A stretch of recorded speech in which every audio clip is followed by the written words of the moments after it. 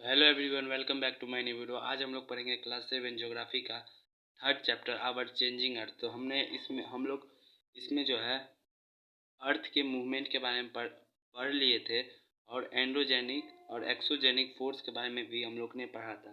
तो अब हम लोग को जो है वो इसका जो है हम लोग को डिफाइन देखना है। तो हम लोग एंड्रोजेनिक और एक्सोजेनिक फोर्स का डिफाइन देखते हैं।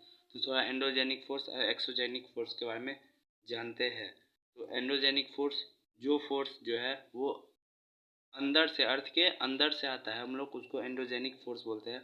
और जो फोर्स अर्थ के बाहर मतलब अर्थ के ऊपर में जो है अर्थ के सतह पे जो है वो फोर्स आता है उसको हम लोग एक्सोजेनिक फोर्स बोलते हैं। तो हम लोग ने इसका जो है वो चर्चा पिछले वीडियो में कर लिया था। तो अब हम लोग इसका डिफाइन देखेंगे।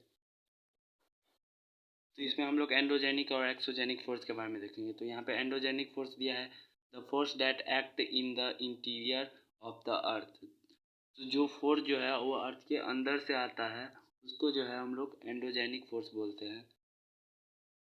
और ये एंड्रोजेनिक फोर्स का डिफाइन जो है वो हो गया। अब वोल्केनो और अर्थक्वेक जो है वो एंड्रोजेनिक फोर्स का जो है वो डिफाइन हो गया। तो हम लोग वोल्केनो और अर्थक्वेक के बारे में भी पढ़ेंगे।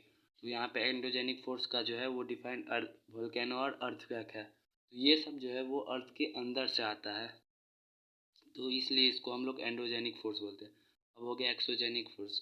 जो फोर्स जो है वो अर्थ के बाहर में आता है उसको हम लोग एक्सोजेनिक फोर्स बोलते हैं। इसका एग्जांपल हो गया दीज आर द डिफाइन जो है इसका हो गया these are internal force that exist deep inside the earth. ये जो है वो एक्सोजेनिक फोर्स का जो है वो डिफाइन हो गया। तो इसका एग्जांपल हो गया रिवर, विंड, ये सब जो है वो एक्सोजेनिक फोर्स है, अर्थ के ऊपर में आता है। रिवर तो अर्थ के अंदर तो नहीं बहता है, तो ये सब जो है वो एक्सोजेनिक फोर्स के बारे में हो गया। तो इस सब के बारे में हम लोग जो है वो पढ़ेंगे आगे। तो ये सब जो है वो एंड्रोजेनिक और एक्सोजेनिक फोर्स का डिफाइन और एग्जाम्पल हो गया।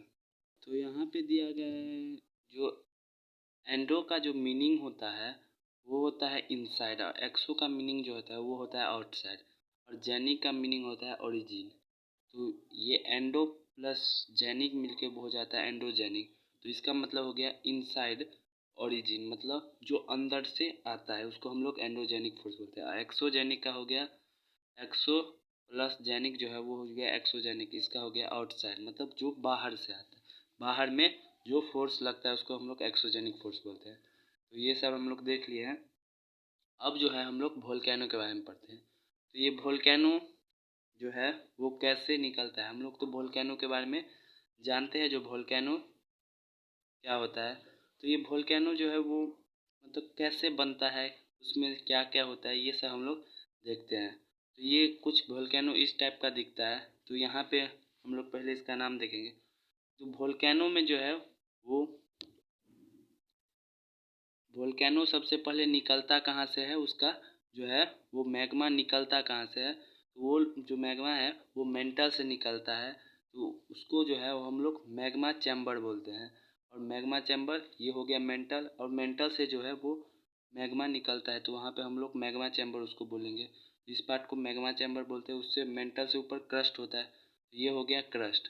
अब क्रस्ट के बाद वोल्केनो स्टार्ट हो गया। तो यहाँ पे ये वोल्केनो है जिसको हम लोग जो है जहाँ से वोल्केनो ऊपर की ओर बढ़ता है उसको हम लोग वेंट बोलते हैं। तो यहाँ पे क्रेटर है जिसको यहाँ पे ओपनिंग जो होता है उसको हम लोग बोलते हैं। वोल्केनो जब फटता है तो वहाँ से जो है वो गैसेस के जो है ऐश निकलते हैं, धुआं निकलते हैं और बादल सब बनते हैं। तो ये जो है वो वोल्केनो है। ऐसा जो है वोल्केनो का स्ट्रक्चर होता है। अब ये वोल्केनो स्टार्ट कैसे होता है, तो वोल्केनो स्टार्ट कैसे होता है ये हम लोग देख रहे हैं। तो यहाँ पे जो है वोल्केनो सिंपल समझे तो मैग्मा जो है वो ज़्यादा गर्म हो जाता है। तो वो अर्थ के को जो है अर्थ का ज़मीन फाड़ के जो है वो निकलने लगता है। तो जहाँ पे पहले से वोल्केनो बना हुआ है वहाँ पे तो कोई दिक्कत नहीं है, मैग्मा चैम्बर में आएगा मैग्मा और मैग्मा सीधे निकल जाएगा। तो कहीं कहीं से जो है वो सीधे नहीं निकलता है, बल्कि कहीं कहीं से जो है लीकेज भी हो जाता है। और ये जो है धीरे धीरे हम जो है उस साइड से बहना स्टार्ट कर देता है। तो मैग्मा बाहर जैसे ही निकलता है तो उसको हम लोग लावा बोलते हैं। तो मैग्मा बाहर निकलेगा तो उसको हम लोग लावा बोलेंगे, जब वोल्केनो के अंदर है तो उसको हम लोग मैग्मा बोलेंगे। तो ये मैग्मा निकलता है और लावा जो है वो नदी के तरह बहने लगता है, जैसे पानी बहता है वैसे ही बहने लगता है। और ये बहुत स्पीड में बहता है, जो आने वाले हर एक चीज़ को जो है वो जला के राख कर देता है। तो ये वोल्केनो फटता है तो बहुत ज़्यादा जो है वो तबाही हो जाता है। तो ये वोल्केनो निकल गया, यहाँ से लावा निकल गया, अब जो है ये लावा बहेगा। तो ये वोल्केनो कुछ इस तरह से फटता है।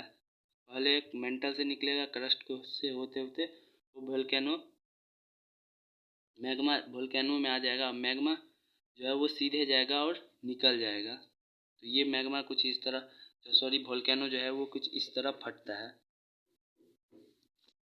हम लोग वोल्केनो के बारे में पढ़ लिए, जो वोल्केनो कैसे फटता है। तो ये वोल्केनो जो है वो एंडोजेनिक फोर्स है। क्यों? क्योंकि ये मैग्मा जो है वो अंदर से आ रहा है। मैग्मा कहाँ से आ रहा है? अंदर से। तो ये वोल्केनो जो है वो एंडोजेनिक फोर्स हो गया, क्योंकि एंडोजेनिक फोर्स में जो फोर्स लगता है वो लगता है अंदर से। तो अंदर से मैग्मा आ रहा है और ऊपर जा रहा है, तो ये हो गया एंडोजेनिक फोर्स। तो अब हम लोग पढ़ते हैं एंडोजेनिक फोर्स का दूसरा जो है एग्जाम्पल, अर्थक्वेक। तो अर्थक्वेक जो है वो कैसे ओरिजिन होता है, अर्थक्वेक का जो है वो कैसे जो है वो आता है अर्थक्वेक।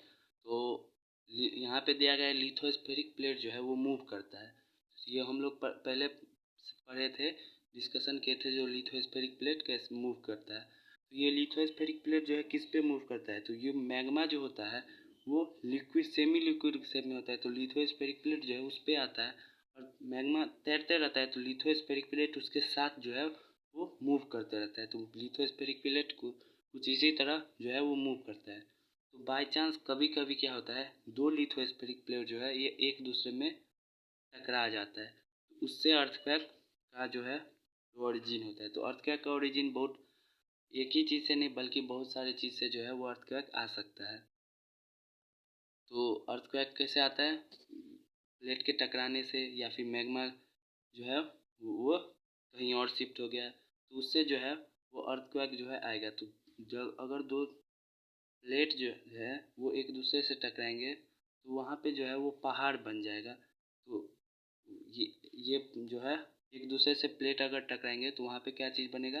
पहाड़ बनेगा। तो ये जो है अर्थक्वेक जो है वो कैसे आता है? तो प्लेट जो है वो टकराते हैं तो वो हिलता है। तो जैसे यहाँ पे है, यहाँ पे अगर कुछ हुआ है तो यहाँ से स्टार्टिंग होगा वोल्केनो का, सॉरी अर्थक्वेक का।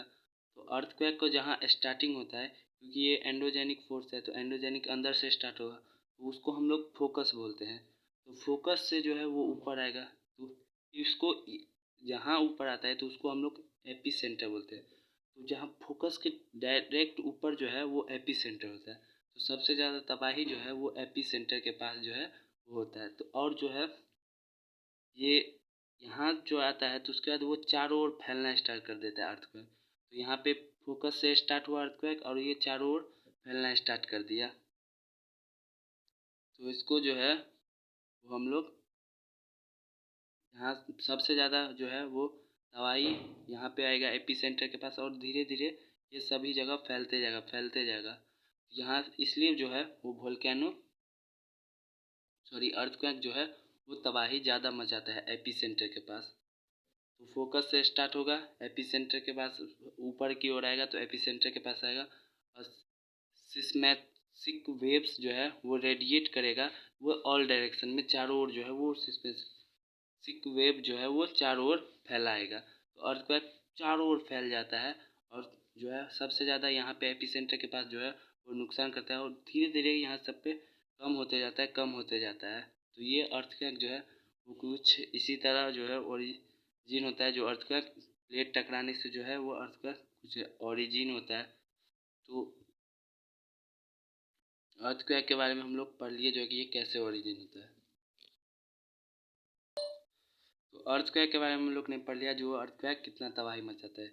यही तबाही जो है वो अर्थक्वेक एक बार गुजरात में मचाया था। गुजरात में एक स्कूल था, वहाँ पे जो है वो स्कूल में कुछ फंक्शन था, उसका तैयारी हो रहा था, तभी अर्थक्वेक जो है वो एंड टाइम पे आता है और पूरे स्कूल को तबाह कर देता है, जिसमें बहुत सारे स्टूडेंट का डेथ हो जाता है और ये बहुत सारे टीचर का भी डेथ हो जाता है। तो ये जो है वो स्टूडेंट सब जो है वो 26 जनवरी का जो है वो तैयारी कर रहे थे। तो ये जो है ये गुजरात में हुआ था। तो देखिए इतना बड़ा बिल्डिंग है और भूकंप जो है, अर्थक्वेक जो है वो 1 सेकंड के अंदर में ये पूरे बिल्डिंग को तबाह कर दिया। तो सोचिए तब जो टीचर और स्टूडेंट जो है वो मर गए, उतना का डेथ हो गया। तो वोल्केनो अर्थक्वेक जो है वो बहुत ज़्यादा डेंजरस होता है।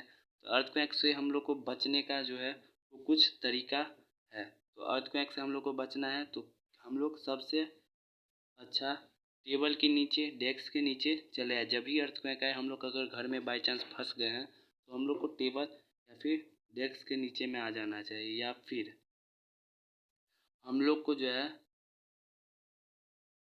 घर के जो है कोना में आ जाना चाहिए। कोई भी घर है उसके कोना में जो है हम लोग को आ जाना चाहिए। तो यहाँ से हम लोग, क्योंकि कोना जो है घर का वो बहुत ज़्यादा स्ट्रांग होता है तो उसका गिरने का चांस बहुत कम होता है। तो हम लोग को कुछ कुछ प्रिपेयर रहना चाहिए हमेशा अर्थक्वेक के लिए। तो अर्थक्वेक जो है वो आता है तो उसके लिए एक मशीन है जो अर्थक्वेक को डिटेक्ट करके हम लोग को बता देता है जो अर्थक्वेक आ रहा है कितना स्ट्रांग है या फिर वीक अर्थक्वेक आ रहा है। ये सब जो है हम लोग को वो मशीन जो है वो हम लोग को बता देता है, जिस मशीन का नाम है सिस्मोग्राफ। सिस्मोग्राफ कुछ ऐसा होता है और वो हम लोग को डिटेक्ट बता देता है, वो डिटेक्ट करता है अर्थक्वेक को, जो वो आ रहा है कितना स्पीड से आ रहा है, कितना मतलब वो स्ट्रांग होगा अर्थक्वेक, ये सब हम लोग को बता देता है। जैसे 2.0 ये होता है कम होता है, वैसे 7.0 जो है वो बहुत ज़्यादा स्ट्रांग जो है वो अर्थक्वेक आता है। तो इस सब में जो है वो तबाही ज़्यादा मचता है। तो ये सब मशीन सिस्मोग्राफ जो है वो हम लोग को हर एक चीज़ बता देगा, ये डिटेक्ट करता है अर्थक्वेक को। तो हम लोग ने अर्थक्वेक के बारे में और वोल्केनो के बारे में पढ़ लिया है। तो आज के लिए बस इतना ही, मिलेंगे नेक्स्ट वीडियो में, तब तक के लिए बाय।